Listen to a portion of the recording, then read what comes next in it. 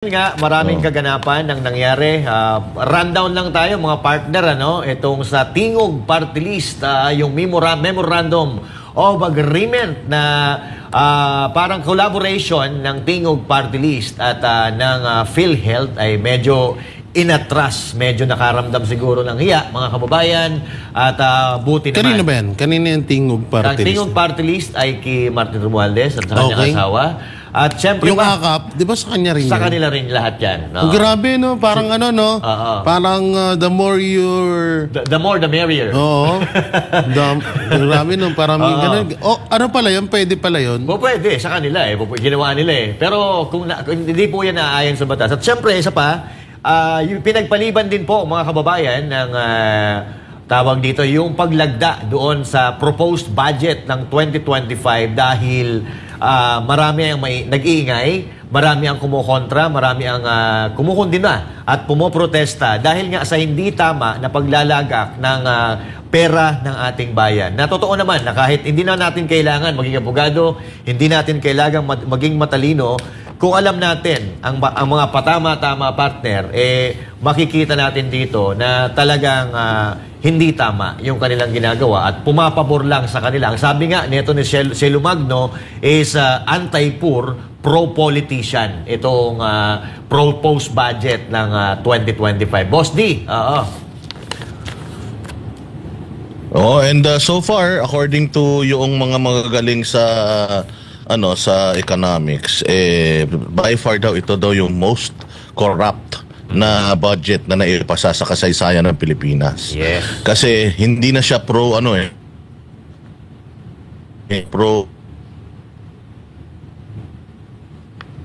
Pilipino Napakaraming mga ibinawas, mga bossing, sa mga pinakatanteng pinaka-importanteng mga nire-representa ng mga kongresista at mga senador natin. Yung sektor ng edukasyon, according to yung huling balita natin, sa GAA daw, sa budget, mga bossing, dapat nasa batas na pinaka-mataas ang allocation dapat sa edukasyon. Pero makikita natin na pinakamataas na alokasyon for two consecutive years na itong DPWH ang nakakuha ng pinakamataas na budget allocation, which is alam naman natin, kino-question natin yung integridad ng opisina na yan. And yung edukasyon, kinaltasan nila. Itong PhilHealth, hindi zero budget nila.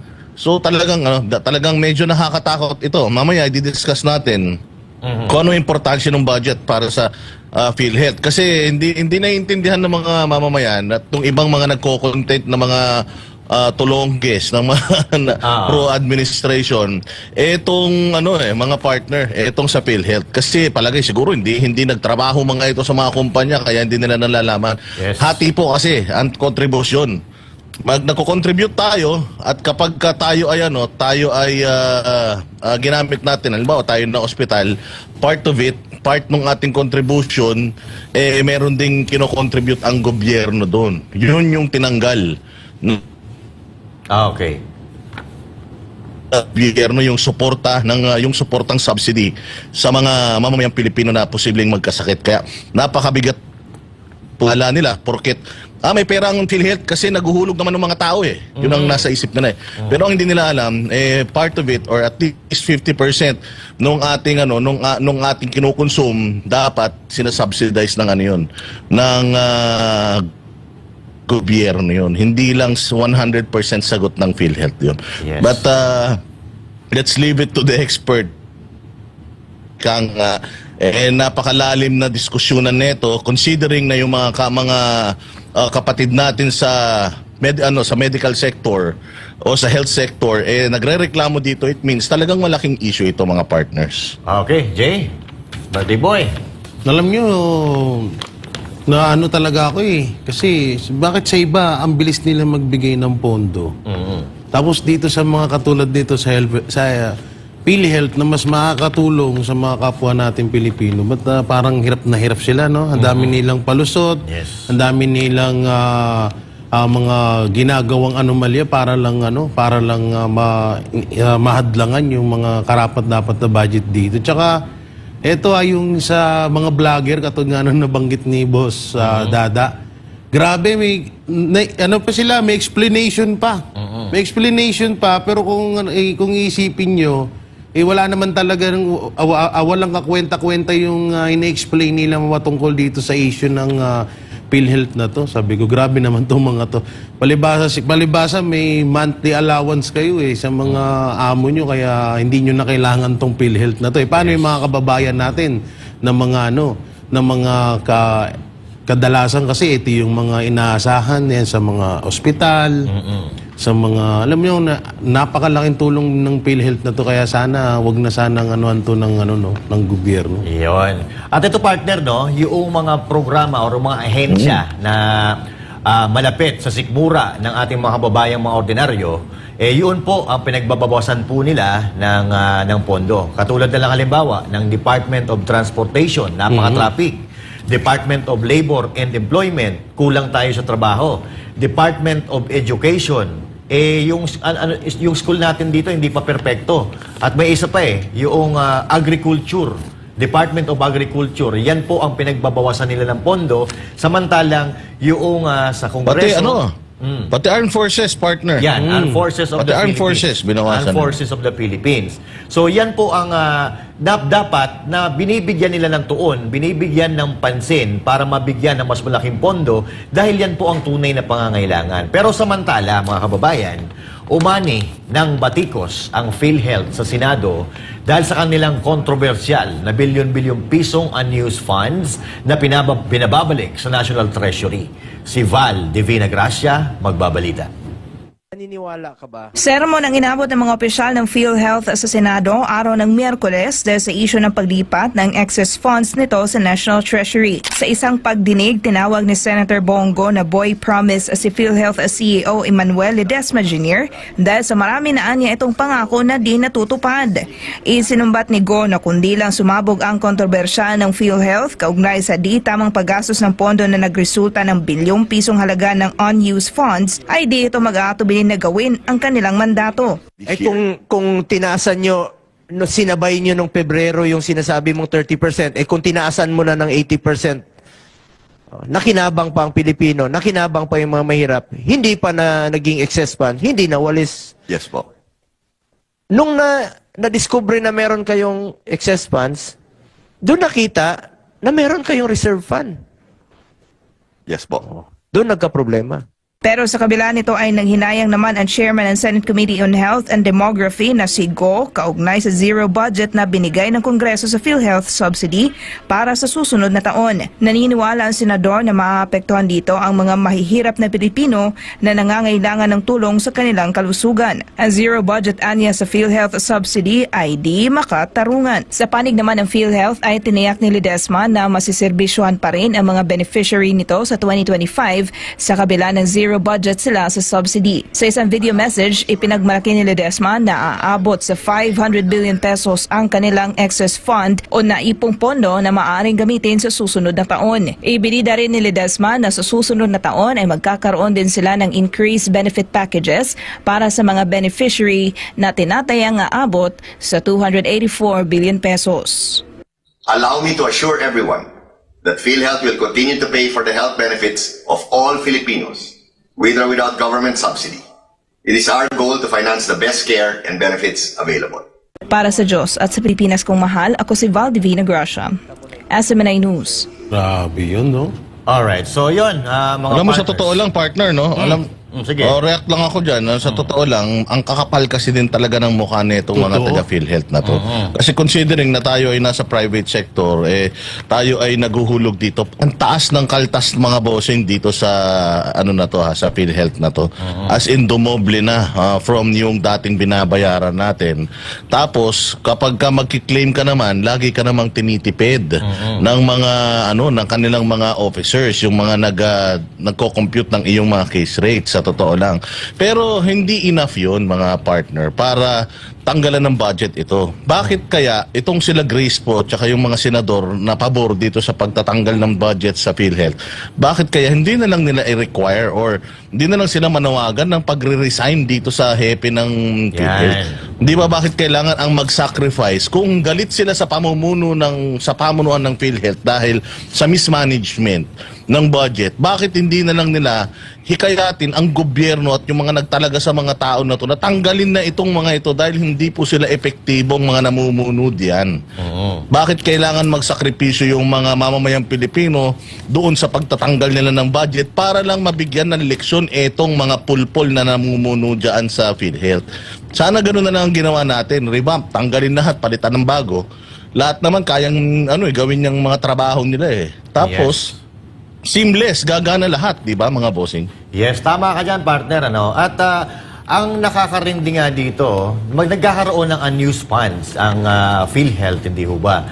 Pero kung babalikan po natin ngayon at base sa aking research, may mga unpaid na claims pa pala since pandemic season na hindi nababayaran sa PhilHealth. Malaki. Malaki, Napakalaki. partner. Malaki. Napakalaki. So, himbis na sana itong unused fund, yung ibinabalik sa Treasury, hindi sana ibinayad na lang ito sa PhilHealth para kahit papaano, mabawas-bawasan yung utang ng gobyerno sa PhilHealth, hindi ho ba? Sa pamamagitan ng, siyempre, kailangan sisiyasatin muna kung tama ba. Pero hindi ako naniniwala na parang nabinbin itong mga claims na ito dahil daw kulang sa mga rekisito, sa mga requirements and all that. Napakadali lang naman matukoy kung yung requirements na yan is valid or invalid. At saan nakakatawa pa mga partners, tayong mga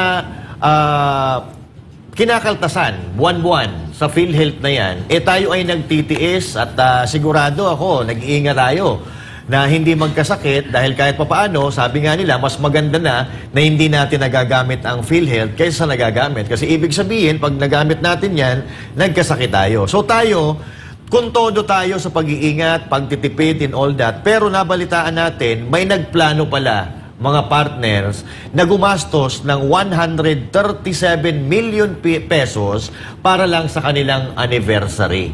Biruin mo 137 million pesos ang gagastusin nitong PhilHealth para lang sa kanilang anniversary. Ano to? Buong Pilipinas ang magsi-celebrate ng inyong anniversary dahil 137 million.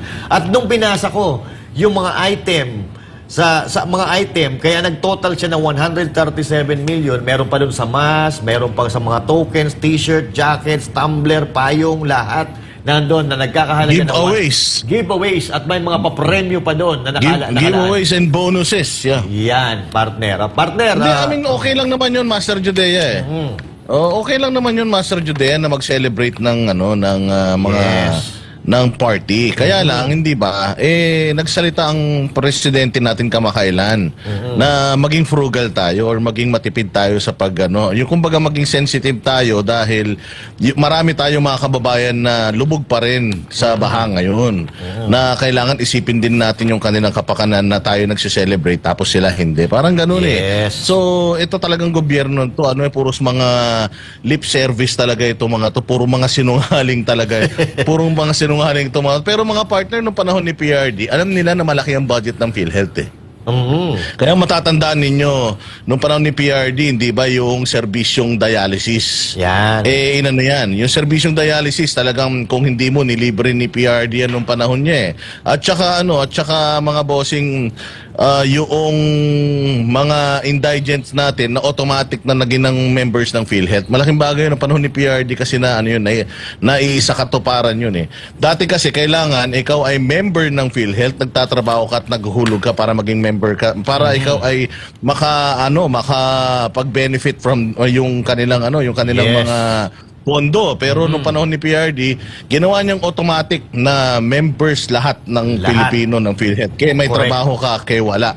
Dahil nga nakita niya may budget ito. Kaya nga ang problema talaga dito mga bossing, yung mga namumuno dyan sa PhilHealth, hindi po yung mga nagko-contribute sa PhilHealth. Kaya kailangan talaga ayusin nila yan. Alisin talaga nila yung mga yan kasi kahit na anong gawin mo, kung bulok yung mga namumuno, wala mangyayari. Hindi magbabago yan, mga partner. Correct Tama. ka dyan. Correct ka dyan. Pabor ako dun sa sinabi ni Boss Dada na yun. Kasi parang ano lang yun eh. Parang yung presidente natin ngayon, walang kwenta. Diba? O tingnan mo, lahat ng nangyayari ngayon, wala rin kwenta. Yan. So ganun din lang din yan doon sa may PhilHealth. Yan. Kung yung mismong namumuno doon, hindi niya nagagampanan ng maayos yung kanyang trabaho, ganun, ang pinakamagandang gawin doon, tanggalin, Yan. palitan. Pati presidente. Pati yung presidente. Hindi, tsaka ito isa pa Ng sa ano dyan. PhilHealth. Ng PhilHealth. PhilHealth. Hindi pa ako tapos eh.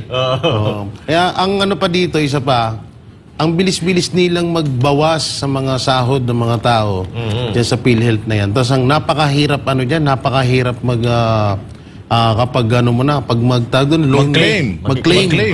Oo. Dyan eh, isa pa dapat na trabahuhin nila yan eh. Nabawasan nila yung mga pahirap sa mga Requirements ba? sa mga tama yung mga requirements na inaano nila sa mga tao kasi nga kadalasan minsan eto masakit man pakinggan pero minsan patay na yung pasyente, hindi pa tapos yung paglalakad sa ano ng PhilHealth. Correct. Totoo yan. Totoo yan. Pero Jay, alam mo yan yan yung isa sa mga ikinurok ni ni Senator Bongo, kaya nga nagkaroon ng Malasakit Center. Sinimplify niya yung proseso. Oo, which is alam din natin na yung Malasakit Center dinidefund din nila. Kasi alam nila na napakaganda rin tong Malasakit Center na ito, and ang Malasakit Center somewhat kahit na yan ay brainchild ni Bongo, alam nila na tatak Duterte yan. Correct. And anything na merong Duterte sa sa kanyang konektado sa mga Duterte, talagang bababuyin nila yan. Kaya kung makikita niyo, kung di ako nagkakamali, unti-unti nilang pinapatay yung supply nitong Malasakit Center na ito, na talagang alam natin na maraming natutulungan kasi nga, di ba, pag Malasakit Center, PhilHealth, dati Jay Guevara napakaraming hinahanap sa PhilHealth, pero nung nagkaroon ng Malasakit Center ni Senator Bongo, one-stop shop na yan, ang dali nang mag-claim. O kaya lang, hindi natin alam ngayon kung paano sitwasyon. Kasi ang ganda sana ng Malasakit Center kasi i-expand sana yan ni Senator Bongo hanggang sa mga private hospitals so kung naging sana yan, kung magtutuloy-tuloy sana yan, pondohan sana, hindi papatayin yan ng mga namumulitika sa gobyerno, para talaga sa mamamayang Pilipino, mapapakinabangan yan. Abot kamay sana yung magandang healthcare system. At ito, di ba, mga partner? Ito, mga partners, talagang sinasakal talaga nila yung mga Duterte at itong Malasakit Center ni Senator Bongo. At kung mapapansin natin, DSWD, Department of Health, PAGCOR, at saka yung PhilHealth, yan po ay mga kasama ng Malasakit Center. So, pinag-isa ni Senator Bongo yung mga ahensya na yan para madali na malapitan ng mga tao para kung halimbawa hihingi sila ng tulong para sa kanilang kalusugan.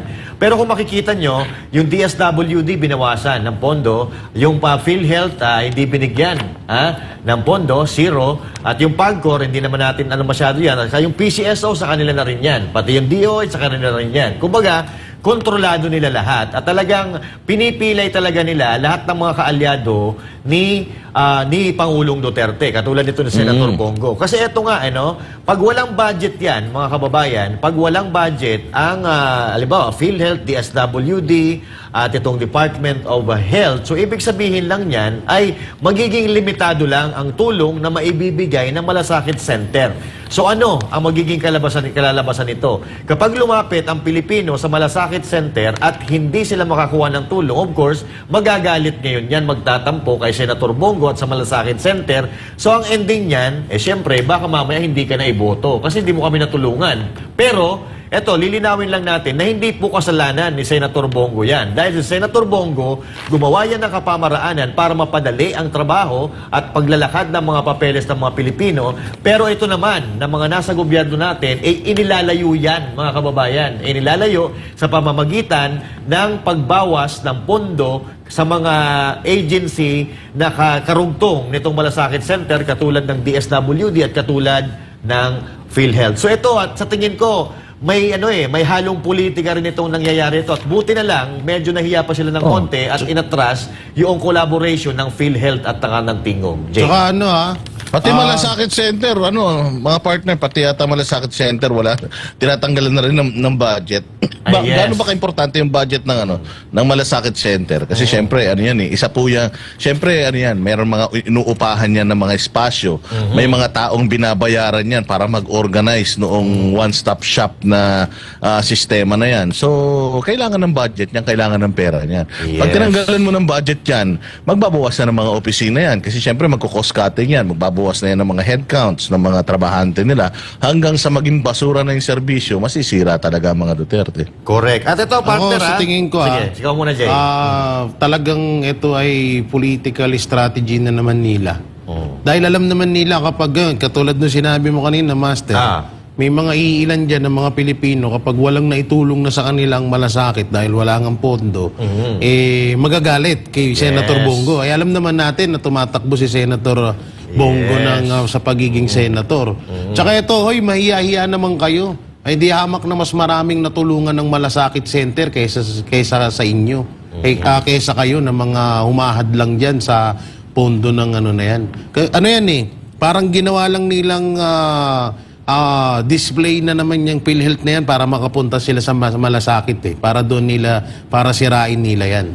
Malamang yan ang nakikita kong gagawin nila dyan. Samantalang may rito, may komento si Marites Inue. 10 years akong nagbayad ng PhilHealth. One time ako na ospital, 24K ang bill ko. 3K lang ang kaltas ng PhilHealth. Grabe yun Useless ang PhilHealth, is basura. 3 years na ako stop, hindi nagbabayad. Ngayon, nanakawin lang. Diba? Medyo hindi maganda yung experience komento ng ating po yun kababayan. Komento po ng supporters. Supporter natin at mga viewers natin. Mga viewers. Pero regarding doon sa Malasakit Center, positibo pa rin si Pastor tuloy. Mamaya si Pastor pag-usapan natin. At medyo excited na ako pag-usapan ng mga gagawin ni Pastor. Pero ito, sa Malasakit Center, positibo pa rin si Senator Bongo dahil ang sabi niya dito, may bago siyang post kanina, tuloy-tuloy ang tulong medikal mula sa Malasakit Centers. At ito yung alinsunod sa Republic Act number 11463 o ang Malasakit Center Act, maaaring dumulog ang nangangailangan ng medical assistance sa registered social worker o medical social services ng ospital na meron ito. So ito mga kababayan, inilalaban po ito. Kahit pilit na binabagsak, ay inilalaban po ito ni Senator Bongo para, ito kasi Mr. Malasakit niya Gusto nilang tanggalin yung title ni Senator Bongo na Mr. Malasakit sa pamamagitan ng pagdidiskaril ng kanyang Malasakit Center. Meron nga meron nga vlogger. Sabi niya kaya okay lang daw na matanggal yan. Bakit? Yung Malasakit Center. Diyan daw diyan daw yumayaman si Senator Bongo. Sabi ko, hoy, hindi pa politiko si Senator Bongo. May na yan sa buhay nila. Hindi na nila kailangan yung mga ganyan na yan. At matatandaan nyo, si PRRD pa mismo nagsabi niyan na hindi pa nagiging politiko or hindi pa nagiging senator yang si Senator Bongo, mayaman na yan. Tsaka negosyante yan. Kaya kayo kayo. Tsaka ito parang hindi kayo natulungan ng ng Malasakit Center Kung makapagsalita kayo na okay lang na mawala sa inyo, mahirap lang magsalita kasi yung vlogger na yon, kilala ko yun Tapos yung anak niya, dinadala niya doon. Malasakit Center din ang napapakinabangan niya. Ang tibay na mukha. Tapos ngayon dahil sa pera, gusto mong mawala ang Malasakit Center. Pero ang gaba dili magsaba.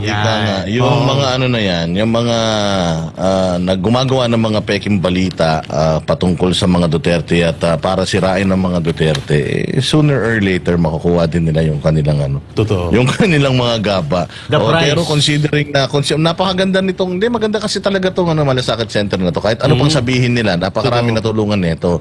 Isa rin ako sa natulungan nito kasi nung nagkaroon ng COVID yung nanay ko, nailapit ko rin dito. Talagang napakahusay nitong Malasakit Center ni Senator Bongo. At marami pa akong mga kaibigan na nailapit na rin dito at natulungan nitong Malasakit Center na ito. Kaya hindi nila pwede sabihin na walang natutulungan ito. Maganda nga itong Malasakit Center kasi one-stop shop. Ganyan din yung mga isahan lang. Apollo Kibuloy. Parang gusto niyang paanakin yung sistema na ganito na yung magkakasama na sa isang lugar. Katulad yan, di ba si Pastor Apollo Kibuloy, meron siyang plano na yung mga doktor pupunta na sa mga liblib na lugar, hindi para hindi para magantay ng may lalapit sa kanila, kundi sila na yung magbabahay-bahay para maghanap ng mga taong pwede nilang i-check up, dahil alam naman natin problemang malaki yan ng mga Pilipino, hindi makapagpa-check up kahit may nararamdaman na, iniinuman na ng kung ano-anong gamot, hindi ba, para para mairaos lang, pero hindi naman talaga tama yung prosesong ginagawa nila, kaya ganyan din. And then si Pastor Apollo Kibuloy, magtatayo din siya ng grupo ng mga abogado na tutulong doon sa mga walang kapasidad na mag-hire ng mga abogado nilang sarili. So, alam mo yung mga ganitong magagandang proyekto, manganganak, maglalagay lang tayo ng matinong tao sa posisyon. Katulad lang din yan ng halos magkakamukha yan yung katulad ng proyekto ng mga Duterte, yung sa passport. Ginawang 10 years, di ba? Napadali. Driver's license. So, ganyan din yun sa Malasakit. Halos pinagkaisa na. Kasi talaga naman kahit naman sino magsalita, kahit sino tanungin, talagang nahihirapan yan lalo sa mga proseso ng mga ganyan. No? Kaya yung Malasakit na yan, huwag niyong hadlangan yan, huwag niyong sirain. Napakadaming natutulungan ng mga Pilipino yan, Master. Okay. So yun napaka-importante po ng boses ng taong bayan, Kasi tingnan nyo, nagkaroon po ng epekto yung pagsasalita natin regarding dito sa PhilHealth. Kasi kung patuloy po tayong mananahimik, hindi po natin sila kakalampagin. Sigurado sa ayaw natin at sa gusto, itutuloy nila yung mga plano nila, lalo na sa pera ng taong bayan. Yung mga budget na yan. At dahil marami ang nagsasalita, nagtutulong-tulong tayo, mas marami nagsasalita, mas maraming sumisigaw, mas malakas ang posibilidad na tayo ay maririnig ng kinaukulan. Katulad na nangyari ngayon, yung pag-atras ng tingog at yung pag-antala, pagpaliban ng pagpirma ng budget. Kasi nga, hindi po talaga tama yung mga pagbibigay o paghahati-hati sa pera ng gobyerno. Kaya patuloy po tayong magmasid, mga kababayan, kasi baka mamaya mabudol na naman tayo, baka mamaya pinapalamig lang, tapos ganun pa rin pala mangyayari. Kaya patuloy dapat tayo na magbabantay, dahil tayo mga Pilipino, ordinaryo ka man, o tinatawag na middle class o mayaman, lahat po tayo dapat may partisipasyon sa ating bansa, dahil lahat tayo ay mga Pilipino. Bawat isang Pilipino, ikaw ay may kapangyarihan para sa pagbabago ng bansang ito. Di ba yung tingog, salitang... ang tingog ay salitang Bisaya, yan. Sigaw. Sigaw, Boses. Tapos kay Martin yan. Sa asawa niya. Sa asawa niya. Tugma Alam mo kung bakit? Bakit? Hey! Tumingog. Tumingog Pero may basahin muna tayo dito, galing to kay Lizelle Mabi, naoperahan sa kamay ang husband ko. 187K, 5K lang nabawas sa PhilHealth. Ang tagal na kami member ng PhilHealth, kainis, di ba? Tapos, hindi lang yan, papipilahin ka, Papipilahin ka ng mga ilang oras, pagkahababa, kung ano-ano ang hihingin sa'yo, tapos ayun na pala ibibigay sa'yo. Mapapamura ka talaga magkamali lang ng isang spell sa pangalan mo. Back to ka na naman. Wala, punta ka ng PSA. Punta ka na naman ulit. Bago mo yan, PSA. Yun ang mga partner, yun ang maganda sa Malasakit Center. Kasi usually kapag ikaw ay na-hospital, PhilHealth lang talaga yung mo. Sa PhilHealth ka lang talaga pwede makahingi ng tulong. Pero dahil nga yung Malasakit Center one-stop shop, kaya mas malaki yung nababawas kasi alam naman ni Senator Bongo na hindi kaya ng PhilHealth i-cover lahat ng mga bills ng mga pasyente. Kaya nga, since itong mga ahensya na ito, yung mga kasamang ahensya dyan sa Malasakit Center ay talaga namang nagbibigay ng tulong medikal sa mga tao, talagang kinonsolidate niya yun, pinagsama-sama niya yun sa isang lugar para hindi lang PhilHealth yung makapag-benefit ka. Makapag-benefit ka sa PAGCOR, sa PCSO at kung saan-saan pang mga ahensya na nagbibigay naman talaga or mandato talaga nila yung pagbibigay ng tulong. Kasi katulad yan, yung sinasabi ni Lizelle Mabi, PhilHealth yung nabawas lang sa kanya. Kung sa private hospital siya sa private hospital siya nagpa-opera, Tapos PhilHealth lang talaga yung yung eligible ka kasi malasakit center nasa public lang hospital lang eh. Kaya nga ang ganda sana kung matutuloy nito, mapupunta to hanggang sa mga private hospitals. Malaking kabawasan to sa paghihirap natin sa pagbabayad ng bills, mga bossing. Alam mo, marami akong kaibigan dito sa Amerika, nasa Amerika, na gusto na nilang mag-retire sa Pilipinas, pero alam mo ang kinakatakot nila? Healthcare system. Healthcare system. Kasi daw, palpak ang healthcare system sa Pilipinas, hindi kumpara sa ibang bansa. Alam mo, nung nandun tayo sa Davao, diba may kaibigan ako dun, na si engineer, si architect, si architect JR, yan. Naituro niya sa akin yung isang hospital dun na si Senator Bongo ang nagpagawa. Libre. Libre, pinagawa si Senator Bongo. Pero hindi yan pinapamagisa. Tsaka hindi lang meron din kay PRRD, meron din kay BP Sara. Kanya-kanya na yun. May mga na hospital doon sa Davao. Pero hindi nila binabalita yun. Hindi nila pinagmamalaki, hindi nila pinagyayabang. Hindi minsan, hindi nga natin narinig na pinagyabang nila Senator Bongo yun. Yan. Ito Hindi naman kasi dapat pinagyayabang pag trabaho mo eh. Oo, tama. Kapag yun ang mandato mo, hindi mo dapat ipagmayabang. Dapat nga, itanong mo sa taong bayan kung masaya ba sila sa trabaho mo. Hindi mo dapat pinagyayabang yung trabaho mo. Correct. Hindi katulad ngayon na wala pang nagagawa, pinagyayabang na eh. Yung mga ngayon, wala pang nagagawa, pinapangako pa lang nila, iniyayabang na. Kaya nga ito balikan natin ng konti yung PhilHealth, no? Sa kinauukulan, lalo-lalo sa presidente ng Pilipinas, na kahit papaano, sana maliwanagan ang kanyang pag-iisip, na i-veto etong mga budget na ito sa iba't ibang sangay ng gobyerno dahil hindi po talaga tama. Yung PhilHealth, napaka-importante po niyan sa mamamayang Pilipino. Ang siste kasi dito, mga partners, hindi sila nagdaan sa kahirapan ng buhay eh. Hindi sila ng problema sa ipambabayad sa ospital pag sila ay nagkakasakit kasi mayayaman. Hindi katulad natin ng mga ordinaryong Pilipino na bawat sintimo sa tuwing nagkakasakit tayo ay napakahalaga pambili ng gamot. Kaya dapat, kung paparusahan nyo ang PhilHealth, tanggalin nyo yung mga namumuno dyan. Tanggalin nyo, palitan nyo ng matino para hindi naman babagsak doon sa mga contributor, sa mga ordinaryong Pilipino na kinakaltasan beneficiaries na kinakaltasan sa sweldo buwan-buwan yung burden. Idinamay nyo gusto nyo parusahan ng PhilHealth, pero ang tiyak na apektado dito ay yung mga ordinaryong Pilipino. Dahil yan, pahihirapan nyo sila. Sumusweldo yung mga yan ng limpak-limpak ng salapi at nakapag-establish na yan ang buhay nila. Etong mga magkakasakit ng mga ordinaryong Pilipino, saan yan kukuha ng pampagamot nila? Kundi, diyan sa PhilHealth na tanging inaasahan. Yan, Grace po na yan Isa yan sa pumirma na zero budget ang tawag dito. Lahat tayo tumakbo kay Grace po. Baka si Grace po magbibigay ng budget sa atin. Kay Grace po tayo. Basta pag-uusapan natin yan kung sino ang mga pumirma. Dahil the fact na pumirma sila, ibig sabihin sila ay walang pakialam sa mga nagkakasakit ng mga ordinaryong Pilipino. Biglang may pumasok sa sa matalino kong utak. Yan, bitawan mo. Biglang may pumasok bigla. Birthday ko naman, di ba? Sabi nila, pag birthday, pagbigyan Kasi nung dati, may nasabi si BP Sara na gustong katkungan yung ng OBP. Or anong DepEd, sa DepEd data yung budget. Department of Education. So hindi pumayag. Insertion. Hindi pumayag si BP Sara, di ba? So baka mamaya, eto nga, yung pumasok sa utak ko, baka ganun ang gustong gawin dyan sa PhilHealth. Baka lang baka yun ang gustong gawin sa PhilHealth. Hindi rin pumayag. Kaso hindi pumayag yung ng PhilHealth. No? Oo, Pwedeng ganun. Kasi ganun lang nangyayari. Pag hindi ka pumayag, pahirapan ka. Masasakitan ka. Siyempre, hindi ka nila kontrol Pagka kumontra ka, yayariin ka.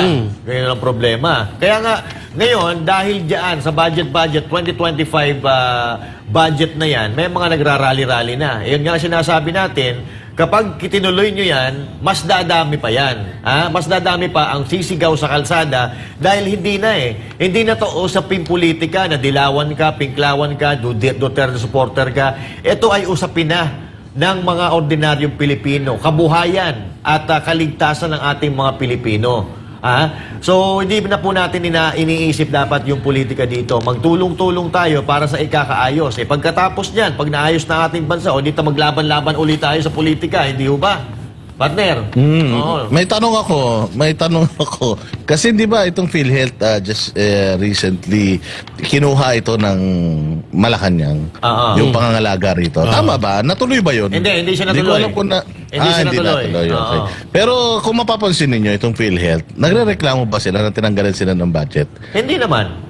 Oo. Hindi sila nagrereklamo, di ba? Oo. Alam nyo kung bakit? Sige Bakit? nga, booking mo na. Hindi. Kasi lang, balita lang natin na yung isa sa mga kamag-anak nila nakaupo rito. Ay, naku po. Yari tayo dyan. So, ibig So, sabihin... kung isa sa mga kamag-anak nila nakaupo dyan, tanggalan sila ng budget para ilagay sa ayuda nila, mag-ano na lang. Sige, okay lang yan. Magagano na lang yung mga ano. May pakimkim yung na lang mga- siguro. Pwedeng may pakimkim or pwedeng sige, gusto nyo yan trip nyo yan. Total, kayo naman naglagay sa akin din. Sige, gawin nyo ng lahat ng gusto nyo. Pwedeng ganun. Good observation, Austin, no? Bahala na ang tao Mag-isip, mag-analyze. mag-isip. Pero kung titingnan ninyo, narinig nyo ba ang PhilHealth na nagreklamo? Makikita nyo pa nga yung presidente ng PhilHealth nangangako pa Yes. na magbibigay pa rin sila ng serbisyong malupit So parang justify pa ng PhilHealth na okay lang yun, nawalang budget. Well, very good observation, Boss Dada. Kasi kahit wala nga tayo talaga nakikita na nagre-reklamo Gagastos pa nga daw sila, plano Gagastos pa sila ng 137 million. Kaya lang, na-booking sa Senado. Kaya, yung corruption ngayon parang wala na parang ordinaryong gawain na lang para sa karamihan sa mga politiko. Kaya, nakakahiya ang Pilipinas kung ito ay makakarating sa ibang bansa, no? Sa mga karating nating bansa o kung saan pang bansa nakakahiya ito Paatras tayo. Paatras tayo, Master Judea. Paatras tayo. Kasi kung makikita mo, yung mga bansa sa Southeast Asia, nag-a-advance sila. Yes. Nag-a-advance sila sa teknolohiya, sa serbisyo medikal, sa infrastruktura. Tayo wala. Wala tayo kahit isang infrastruktura. Paatras tayo, mga bossing. Yeah. Ito lang talaga, ito siguro yung mentality na nakuha natin talaga sa mga Espanyol. Oo. Yun talaga siguro yung mentality na nakuha natin. Hindi na tayo nagtanda Sinakop tayo nung mga yun, Amerikano, pero gustong-gusto pa rin natin ginagawa, yung ginagawa nila. Ganon tayo mga Pilipino Talagang naging ugali na natin na magpaalipin, pero na hindi naman sana dapat. At kaya nga dito, kailangan natin talaga ng mga matinong pag-uutak ng mga politiko sa mga panahon na ito. Dahil kung hindi tayo maglalagay ng mga matitino, magaling ang utak at may pagmamahal sa bayan, talagang dire-diretso, palubog ng palubog ang bansang Pilipinas. Samantala, ito na lang nais magsulong ni Pastor Apollo C. Kibuloy ng isang sistema na magpapagaan sa proseso ng mga serbisyo ng gobyerno sa bansa. Kung ano ito, alamin sa balita ni Daniela Paulete. Nais ng tumatakbong senador na si Pastor Apollo C. Kibuloy ng The Kingdom of Jesus Christ na gawing mas madali at mabilis ang serbisyo ng iba't ibang ahensya ng gobyerno sa pangangailangan ng bawat Pilipino. Isang paraan upang makamit ito ay sa pamamagitan ng pag-minimize ng red tape. Yun sabi niya, dapat yung kind of governance natin as a modernized government, dapat service-oriented. Always, when you think of giving service, whatever agencies you are in, how will you make it so comfortable, convenient, lalo-lalo na sa ating mga kapwa Pilipino, no? Sa ngayon, ang pangunahing batas sa Pilipinas na tumutugon sa problema ng red tape ay ang Republic Act No. 11032 o mas kilala bilang Ease of Doing Business and Efficient Government Service Delivery Act of 2018. Ang batas na ito ay nag-amyenda sa Anti-Red Tape Act upang higit pang mapabuti ang mga serbisyo sa pamahalaan. Ani Pastor Apollo, nananatiling komplikado at mabagal ang pagkuha ng serbisyo at proseso ng transaksyon sa mga ahensya ng pamahalaan. Kaya naman naisip ng butihing pastor na bumuo ng isang sistema na tinatawag na Super Ministry System. Sa ilalim ng sistemang ito, gagawing conglomerate o pagsasamahin ng iba't ibang sangay ng gobyerno na may katulad na serbisyo tulad ng mga ahensya sa healthcare, social services, transportation, housing at iba pa. So sa super ministry system, kapartner Hana, no? Kumbaga maging conglomerate na ang agencies, different agencies, but with similar or connected naman yung kanilang mga ginagawa. Take for example, for health sector, andun na si Department of Health, sa conglomerate na system na to or super ministry system, si Department of Health, si Food and Drug Administration, andyan na si PhilHealth, andyan na si Bureau of Quarantine, or kung na-conglomerate na yung mga correlated or mga connected na mga agencies, mas mabilis na. So, mabawasan yung red tape or yung bureaucracy na Sa pamamagitan ng Super Ministry System, layunin ni Pastor Apollo C. Quiboloy na gawing mas maginhawa at mabilis ang serbisyo sa gobyerno, lalong-lalo na para sa mga Pilipinong nangangailangan ng tulong. Para sa Diyos at sa Pilipinas kung mahal, Daniela Paulite, SMNI News. At ayun na nga, mga kababayan, Boss D, ito yung sinasabi mo kanina, no? Na pag-iisahin, kumbaga one-stop shop katulad ng ginawa ni Senator Bongo na Malasakit Center. So, yun ang nagiging parang basihan ni Pastor Apollo Quiboloy, para pagsamasamahin na yung magkakaparehas na ahensya, may pagkakahalintulad, para hindi ka na pupunta kung saan-saan. Bibiyahe ka ng Makati, bibiyahe ka ng Quezon City, bibiyahe ka ng Pasig and all that. So pag-isahin na para mas napapadali ang progreso. Kasi katulad natin, tayo pag nagpapatayo tayo ng bahay, kukuha tayo ng iba't ibang permit. Pero yung ahensya na yon, pare-parehas lang naman ang pinagtatrabahuhan. Hiwa-hiwalay sila. So maganda itong gusto mangyari ni Pastor Apollo C. Quiboloy dahil bukod sa mababawasan na ang oras ng paglalakad ng mga naglalakad ng papeles, makakatipid pa sa pamasahe, sa gasolina, sa pera, at yung stress na hinihintay mo sa iba't ibang mga ahensya ng gobyerno habang ikaw ay naghihintay, dito mababawasan. Napakalaking tulong nito at hindi ko nga maintindihan kung bakit hindi ito naiisip ng mga kasulukuyang mga politiko. Pero sa akin nakikita ko kasi, Boss D, parang ayaw talaga nila na guminhawa at gumaan ang buhay ng mga Pilipino. Ewan ko ba kung bakit, Boss D? Sasagutin kita kung bakit ayaw nila. Sige. Lang kasi, unang-una sa lahat, hindi na naranasan. Wala silang idea paano talaga nila susolusyonan yung mga problema. Wala silang ganitong mga proyekto kasi nga never naman silang nag-ayos ng mga dokumento nila. Never naman silang pumila para lang mag-claim ng kung ano man dapat na i-claim nila. Alam mo, nung panahon ni PRD, ito talaga yung tinapos niya, yung red tape. Yes. Naging maganda talaga. Streamlined lahat ng mga proseso. Bawat ahensya ng gobyerno merong sinusunod na sistema na pare-parehas. Yes. Kasi itong mga ahensya ng gobyerno natin, Master Judea, magkakaiba, mayayabang din kasi yung ibang mga namumuno sa bawat mga ahensya ng gobyerno. Kanya-kanya sila ng sistema, kanya-kanya sila ng ang diskarte. Kaya nga sabi ko kung mapapansin mo, sasabihin ng COMELEC na itong aming system ang pinaka-secured sa lahat. Ba't yung system nyo lang? Bakit yung system ng PNP hindi? Isa lang din naman iisang lang naman kayo, kumpanya lang naman kayo. Correct. Kumbaga, isang lang naman kayo, isang gobyerno lang naman tayo. So dapat pare-parehas. Kung matibay yung yung IT system mo, dapat lahat ng ahensya ng gobyerno, yung sistemang ginagamit ninyo, dapat ganun yung gamitin para sa lahat, para uniform, di ba? Pare-parehas ng serbisyo. Yes, centralized, pare-parehas ng serbisyo na ino-offer sa mga tao. Yun ang maganda kasi kung halimbawa niyan sa Justice Department, hindi ba magkakahiwalay din yan? Pagsasama-samahin na ni Pastor Apollo Quiboloy, kumbaga, i-streamline niya lahat. Parang Malasakit Center na pagsasama-samahin niya yung sa Department of Tourism part, yung sa Department of Energy part, dun sa basta lahat ng ahensya ng gobyerno na meron silang connection sa bawat isa kahit magkakaiba sila ng departamento, pagdidikit-dikitin ni Pastor Apollo Quiboloy para mas mabilis yung serbisyo at saka streamline talaga yung proseso. Yun ang pinakamagandang isip sa lahat. Bakit naisip to ni Pastor Apollo Quiboloy? Kasi gumagana to sa kanila. Yes. Nagko-coordinate ng maayos, parang clockwork etong mga bawat departamento ng bansang kaharian nila. And sabi ko nga sa inyo, gusto nating masubukan yung ganitong klase ng pamumuno, ganitong klase ng serbisyo. Simple lang, number 52 sa Mayo. Number 52 talaga. At tama, dugtungan ko lang yung sinasabi mo kanina na nangyayari ito talaga sa bansang kaharian. Dahil na-experience natin yan. Ilang beses tayo pabalik-balik dyan na talaga namang centralized, organisado, kalkulado lahat ng kilos. At hindi, sabi nila walang walang perfect sa mundo. Pero pag napunta ka dyan sa KOJC, mapapasabi ka talaga ng perfect. Sana. Di ba? Sana all. Kasi iba talaga Pag nasa labas ka, ibang iba yung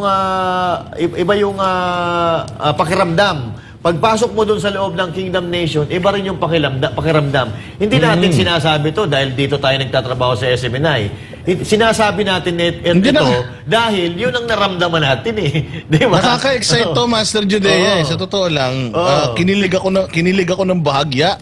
Nung nalaman ko na ni si Pastor Apollo Quiboloy, may planong tumakbo sa gobyerno. Kinilig ako ng bahagya. Bakit? Nararanasan lang natin yung first world type na na serbisyo pag nasa loob tayo ng KOJC. Imaginein mo, paglalabas na tayo ng KOJC, wala na, balik na naman tayo sa barbaric. Pero nung malaman ko natatakbo si Pastor Apollo Quiboloy, sabi ko, at least hindi na natin kailangan pumunta ng Davao para lang makaramdam tayo ng first class na serbisyo, di ba? Kahit nandito lang tayo sa mga lugar kung saan tayo nakatira, magkakaroon na tayo ng opportunity na alam mo yun, yung same feeling and benefits na nakukuha nila sa bansang kaharian dito sa labas. Paano na rin natin, may experience na rin natin, di ba? Choosy pa ba tayo? Choosy pa ba tayo? At kung tutuusin, dapat hindi na ginagawa ni Pastor Apollo Quiboloy ito dahil masaya na sila doon sa KOJC, sa SMNI, masaya sila. Pero dahil si Pastor Apollo Quiboloy, hindi talaga mawala yung pagmamahal niya sa Pilipinas at pagmamahal niya sa mga Pilipino. Kaya kahit, para sa akin lang to, siguro labag sa kalooban ni Pastor Apollo Quiboloy ang pagpasok sa politika, kaso kinakailangan dahil nakikita niya na parang walang pag-asa pagka ganito. Pero itong pagpasok na po Pastor Apollo Quiboloy, tsaka ni Marcoleta at ng mga taga-PDP Laban, parang lahat iboto. Ako nagkakaroon ng pag-asa, mga partners kasi ito yung mga alam natin, ang mga taong nakakaharap natin na matitino, na talagang pag sinabi nila, siguradong gagawin nila. Kaya ako, wag na po tayong magpatumpik-tumpik. Kung gusto natin maranasan kung ano ang nararanasang kaginhawaan, tagumpay, kalinisan. Alam niyo, pag nagpunta kayo sa KOJC o lahat ng lugar na pag-aari ng KOJC, pare-parehas ang amoy, ang bango. Kahit Prayer sa Mountain, Glory Mountain. Kahit sa bodega ka pumunta, mabango pa rin. Kaya sabi ko, grabe, parang gusto ko na dito tumira Kaya lang hindi naman pwede. Kasi kaya magandang tanong dyan, gusto nyo bang maranasan yung naranasan namin ng mga banateros? Wala yan. Napakadali gusto lang nyo bang maranasan yun? Simple lang. Number 52. Number 52 lang yan. Tapos siyempre, mas maganda kung may kasama si Pastor. Marcoleta, Senator Bato, Senator Bongo, Attorney Jimmy Bondok. Marami dyan. Ang dami pa niyan. Basta yung sa PDP Laban. At yung mga itinaas ni PRRD. Kasi by this time, sana sumunod tayo kay PRRD. Dahil noong 2022, kayo, karamihan sa inyo, hindi kayo sumunod, nakinig sa mga sinasabi ni PRRD. Ano sinasabi ni PRRD dati? Bakit maraming naluloko dito? Bahala kayo, pag nagnakaw ulit yan, wala akong magagawa. Eto na nga. Tapos gusto nyo rin mawala yung mga buhaya sa Congress? Ayan. Meron din. Bisaya Gyud. PPP Party List. Sino pa ba? Yung kala ka Eric. Epanaw. Epanaw, Sambayanan. Tapos meron pa yung pinapatalastas natin dito, yung Health Party List. Ipalit natin yan doon sa mga makakaliwa. Naku po, tanggalin na natin yan kasi yung mga... Klaruhin na natin. Isa lang Isa lang. Binibigyan lang namin kayo ng options kung ano yung inyong kung ano yung pipiliin. Pero isa lang ang ilalagay nyo. Sayang naman yung boto. Tsaka ito, ang ganda nitong sa party list na to, alam mo bakit? Yung PPP, sa dagat yan, ang nila dyan, yung sa mga mangingisda, diba? Yung mga ito naman yung sa health party list, yung mga sa kalusugan. Parang kay Senator Bongo yan. So magandang combination din yun. Yung Epanaw naman, sa mga IPs. Diba? Yung mga hindi naaabot ng mga gobyerno, ng tulong ng gobyerno. Yung Bisaya Gyud naman, mag-focus sila sa korupsyon.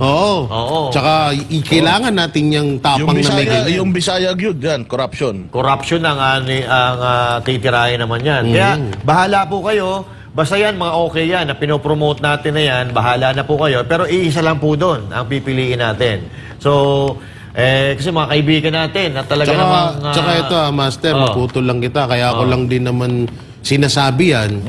Kasi una-una, pang ilang termino na ba yung mga senator ngayon? Yung ibang mga senator at... pwera ka lang Senator Bongo, Senator Bato, Senator Robing Sen naman, kahit yun, may mga nagawa yun At talagang nagmarka yun ng mga nagawa nila sa bayan natin. Ay yung ibang mga senator dyan, yung iba nga nag-shooting lang sa pelikula. Balik-balik lang. Yung iba dyan, patapos na yung termino nila sa pagiging senator. Hindi pala tayong maramdaman sa kanilang mga trabaho, di ba? Kaya yung mga ganun, palitan na po natin ng bago, yung sariwa.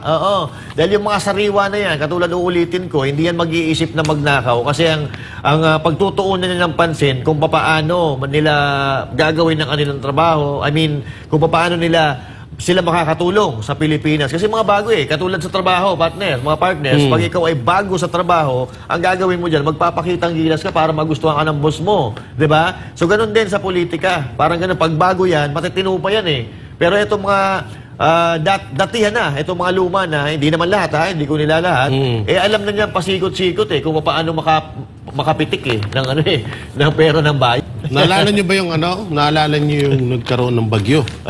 Bumaha sa Maynila, di ba? Nasaan nasaan yung ayuda? Yung namigay ng ayuda sa walang baha, siya yun. Si Kuya Wawi. Si Kuya Wawi. Oo. Si Kuya Wawi. Bahala na kayo kung sino yun. Bahala na kayo kung sino yun, ha? Pero anyway, ito, mga kapatid, ipinaalala ng Department of Justice na bagamat nakauwi na sa Pilipinas ay convicted pa rin ang drug mule na si Mary Jane Veloso at ipagpapatuloy ang kanyang sentensya batay sa desisyon ng korte ng bansang Indonesia. Si Jason Rubrico magbabalita.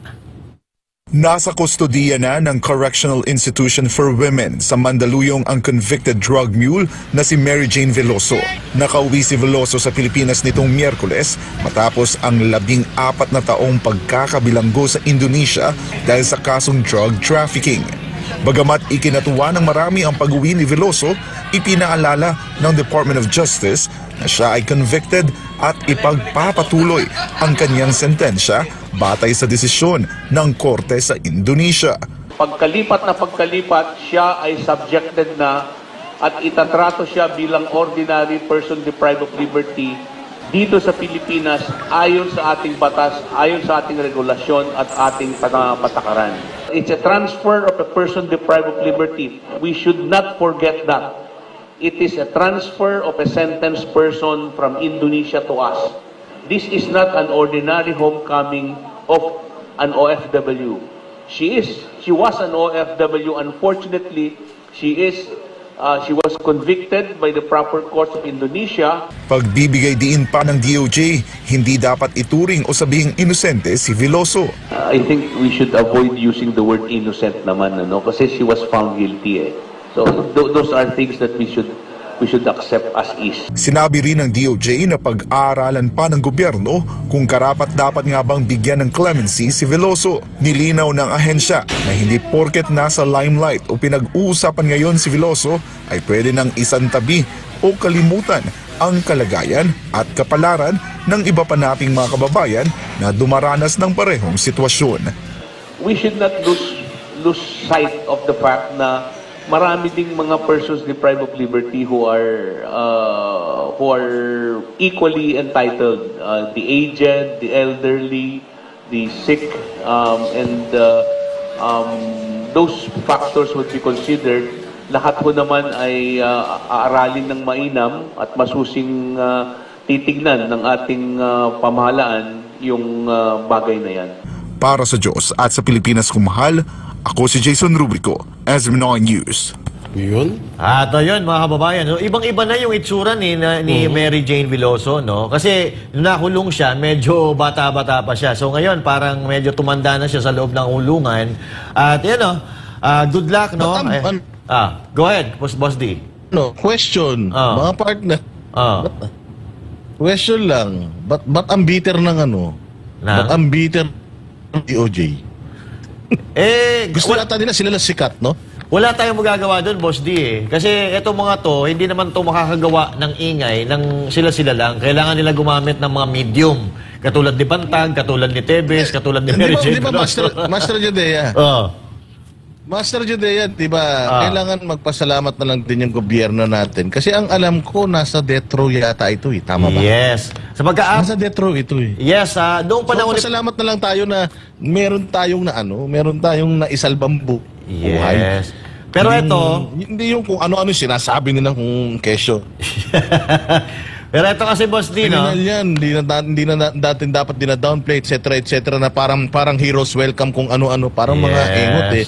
I mean, let's just be happy na itong ating gobyerno merong nailigtas na buhay ng isang Pilipino. Kasi itong taon na to ay guilty na sa kanyang krimen na nagawa doon sa ibang bansa, it doesn't mean hindi na niya, wala na siyang karapatan. Yes. 'Di ba? Kailangan ibigay pa rin natin sa kanya lahat ng suporta at serbisyo na ano siya, entitled na. And hindi na dapat pang sabihin na kesyo ganito, kesyo ganyan. Dapat magpasalamat na lang tayo doon na lang. Kasi maganda yung maganda naman yung mood eh. Na at least na isalba buhay nito. Kasi meron nung nakaraan, natatandaan ninyo, na isang OFW na naabitay ng hindi yata namalayan ng gobyerno natin. Tapos parang sinasabi pa ng presidente, pag pumunta kayo sa ibang lugar, kailangan kasi sumunod kayo, hindi yung matitigas ang ulo nyo. Parang sermonan pa tayo eh. Boss D, hindi mo nakita sa video, Boss D? Nandun si Uto eh. Nandun si Uto, pangiti-ngiti. Nagpasikat na naman si Uto. Tingnan nyo, saan yung video? Play nyo ulit. Yun nga ang napansin ni Boss Dada eh. Medyo nagpabida-bida na naman sila. So ito, bigyan lang natin, Boss D at Partner J ng konting kaalaman ng ating mga kababayan sa mga hindi nakakilala kay Mary Jane Veloso. Ito po ay nahatulan. Ito po ay drug mule, nahulihan ng droga sa airport ng Indonesia. At noong panahon ni Pangulong Duterte, nahatulan po ito ng bitay. At parang kinausap ni PRRD. Nasalba ni PRRD yung pagkakabitay nito ni Mary Jane Veloso. At ngayon, tama yung sinasabi ni Boss Dada na magpasalamat na lang tayo na ito nga, ibang-iba na nga ang mukha niya. Medyo umaliwalas na mukha niya dito. Siguro, nagbo-beauty product to sa loob ng Indonesia penal colony. Kaya medyo umaliwalas na yung mukha niya. Pero ito, tama lang. At sana naman, yung sentensya niya, nandyan talaga yan kasi napatunayan siya. Pero sana manaig ang pantay, patas na hustisya dito kay Mary Jane. Kasi tinan mo, Master Jude, dito ako nabibisit eh. Dito ako nabibisit. Magre-react sila ng ganun, pero binigyan naman nila ng heroes welcome tong Ali. Yun nga. Kung di ba sila mga engot, sila din sila din ang gumagawa ng ingay. Mano ba naman yung padaanin mo padaanin mo sa proseso, iposas mo. Wala kang postas, di ba? Kumbaga, sabi sa loob. Hindi. Siguro ayaw nila na, teka, medyo parang nasobrahan yata yung heroes welcome natin. Di pala hero to, ano pala to? Convicted pala ito. Convicted pala ito sa pagpupuslit ng droga. Teka, medyo sungit-sungitan natin ng konti yung yung ating press con. Bigo, sa bagay, Boss D, may bulaklak pa, saan ka naman? May bulaklak, may pa-flower pa. Sa bagay, may pamamarisan to Boss D. May pamantayan sila kay Castro. Convicted yun, pero inaaruga nila Di ba? Parang ganun din. Pero ito etong mamaya sa akin si Castro. Sana maging patas ang pagtakbo ng batas, ang pagpapatupad ng batas dito. Kasi ang kinatatakot ang kinatatakot ng pamilya ni Mary Jane Veloso, Boss D, na matatandaan ko na sinabi ng kanyang nanay na mas mabuti pa daw na sa Indonesia. Kasi yung mga kalaban nito, yung mga kalaban na durugista, drug lord, ma-influensya yun. Baka i-re-in siya dito sa Pilipinas. Sana hindi mapapahamak ang buhay ni Mary Jane Veloso sa pag-uwi niya, paglipat niya dito sa Pilipinas. Yun lang naman sa atin. Jay, ito na. Doon sa may pagbigay ng bulaklak, hindi kaya binigyan siya doon Mahuling bulaklak. Masarap ba yung doon? Alin? Yung alam mo na? Masarap ba? Iba, ba lasa ng Indonesian Ikwento mo naman sa amin. Ano mo naman sa amin kung ano ang lasa nun. Kaya binigyan ng bulaklak. Hindi, ito alam mo isa sa kinakatakot ko dito? Ano yan? Magandang pamamaraan to para kumbinsihin or pukawin ang puso ng bawat OFW. Kaya hindi malayong baka sa susunod o sa susunod ng mga araw magugulat na lang tayo na parang ano na to gagawing pang pukaw ng para sa kay Martin Romualdez. Malabo yan. Si Martin Romualdez, kahit anong gawin niya, wala na talaga. Hindi, pero ano to kasi parang una-una malaking balita. Kilala yan at matagal na yung issue na yan. Alam naman natin si Martin Romualdez, may pagkabida-bida yun. So, hindi may pagkabida-bida talaga. Hindi, ganun na nga. Hindi ko na nga dinaretso na So, baka sa susunod makalawa baka siya na yung mag-ano yun. Kung mag-ano na naman siya dyan, mag-arte-arte na naman. Mga partner, ang mahirap niyan, baka mamaya gamitin na naman nila yan, sabihin. Yun na nga yun yung pinupunto ko. Ang nagpadala, kaya inasikaso ni Duterte yung ano niyan. Kaya inasikaso ni Duterte yung kaso niyan kasi baka pwede rin. O baka bata ni Duterte yan. Droga niyan. Baka idikit na naman. Lahat idikit na Ano yan? Alice go. Alice go. Sa mga Duterte. Kasi ganyan yan. At ito pa, ang mga Duterte ang talagang mga drug lord sa Pilipinas. Ganun yung pinalalabas nila. Ganun ang mga propaganda nila Ganun ang propaganda nila Pero wala naman naniniwala. Tingnan mo sa survey, lagapak sila. At ito pa, di ba sinasabi nila, convicted yan, di ba? Ba't yung isang convicted sa Congress pag-gala-gala? Nagkakalat ng basura dun. Nako, mukhang mukhang may magtatampo dyan. Hindi, wait lang Tima. Hindi kayo nasasaktan ng DOJ. Halimbawa na may mga sinasabi sila about kay Veloso. Tapos si Veloso isang convicted. Hindi ba pumapasok sa isip nila na si Franz Castro convicted din? Siguro, hindi na pumapasok sa isip nila kasi iba ang mga nasa isip niyan Tsaka yung about naman sa laging bitter ang DOJ. Lagi naman talagang bitter yan bitter. Lalo't pag medyo nawawala sila sa spotlight. Sa limelight. Nawawala yung mga camera sa kanila at iba yung bida. Gumagawa na eksena yan para para mapansin sila. Pero ako nagtataka ako, nasaan na kaya yung alitagtag, no? Alitagtag drug, yung mga napakarami na huling droga. Hindi, di ba may balita doon? Di umano na parang sinarado na mga in-erase na. Binalita natin. Tapos yung driver, parang baka nirelease na rin. Nirelease na rin kasi wala na tayong balita. Nagtatanong lang naman. Kawawa kasi unang-una, history yun, history. Kaya may may karapatan tayong magtanong ng mga Pilipino. Kasi history yun. Si Marcos mismo nagsabi. Si Abalos na sinasabi nila, first in history of the Philippines na may napakalaking droga na nahuli sila. At tinurn over sa checkpoint. Ay, hindi pala, nahuli sa checkpoint. Sorry. Alam mo kung bakit, Alam mo kung bakit nawala na yon? Kasi yung droga ngayon wala Parang candy lang yan. Kasi sabi nga ni Police Brigadier General Pajardo na yung mga general na pala yun, general na. Sabi niya yung mga yan, social worker, social user lang yan. Gumagamit lang yan ng mga ganyan para ma-extend yung kanilang energy, para mapalawig ang kanilang pagtatrabaho sa overtime nila. Huwag natin silang tingnan na masama. Ikaw ba, nanggaling sa pulis yun, yung ganun. Sinabi ni Pardo yan? Sinabi mismo yun. Di ba ganyan na ganyan din sinabi ni Marbil? Yun nga ginastify niya yung sinabi ng amo niya, ni Marbil. So, ibig sabihin pala, kinampihan niya. Ibig sabihin pala, katulad ko, vlogger ako. So, para dumami yung upload ko, titira ako, ganun. Pwede, kasi social user so ibig sabihin, hindi illegal yun. Legal yun, dahil illegal, pero okay lang. Okay lang. Social user ka lang naman. Kailan naging okay ang illegal? Justifiable daw, justifiable. Biktima ka lang. Kaya nga, dapat yung nahuli doon sa alitagtag, iayuda na lang natin yun doon sa mga social user. Kasi nag-i-extend lang naman sila ng energy Ipaitit mo kaya kala Marbil lahat yun, yung 13 billion na Nagulat ako galing talaga yan sa bibig na Police Brigadier General Jane Pajardo. Nakita ko, sabi ko, talaga naman, talagang i-justify at kakampihan talaga. But anyway... Pero may inihiling ako. Sige. May inihiling ako talaga. na lahat ng nangyayari dito ngayon sa Pilipinas, huwag matandaan ng mga kabataan to. Dahil alam mo kung bakit, lalo na yung mga sinabi ni Pardo, sinabi ni Marbil, pag tinanim sa utak ng mga kabataan yan, okay lang yan. Sasabihin, okay lang yan. Yung general nga, sinasabi, okay lang yan eh. Diba? Kailan naging okay ang paggamit ng pinagbabawal na gamot? Kaya nga yun yung sinasabi ko na sana, yung mga kabataan ngayon na wala pa sa wastong pag-iisip, hindi nila to malaman. Hindi nila itanim sa utak nila to kasi napakadelikado. No? Ito huling message ko tuloy.